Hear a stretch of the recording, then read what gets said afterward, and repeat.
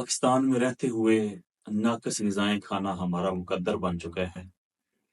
کوئی بھی چیز ہمیں خالص نہیں ملتی، پھل بھی کیمیکل سے پکے ہوئے، سبزیاں کھاد اور سپرے والی، ہر چیز ملاوٹ والی، اور گردوں کا ڈائلسس عام ہوتا چلا جا رہا ہے۔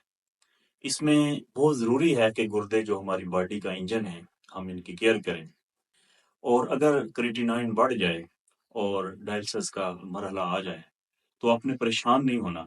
آپ نے ایسا کرنا ہے کہ سب سے پہلے 2 چیزیں لینی ہیں، تخم کاسنی اور سیاہ منقع۔ یہ دونوں 250 گرام تخم کاسنی لے لیں اور 250 گرام منقع لے لیں، صاف کر لیں۔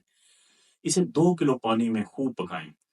جب وہ پانی 1 کلو رہ جائے تو اس پانی کو چھان کر جو ہے وہ آپ فریج کے اندر محفوظ کر لیں۔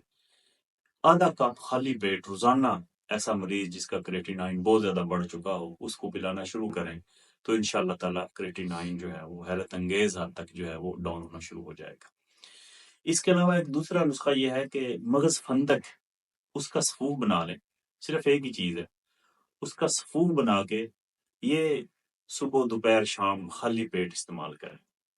اور جب آپ نے خالی پیٹ استعمال کرنا ہے تو یہ جو اوپر میں نے وہ بتایا تھا منقع سیاہ اور کاسنی والا جو پانی تھا اس کے ساتھ لے لیں، اور باقی 2 ٹائم سادہ پانی کے ساتھ لے لیں۔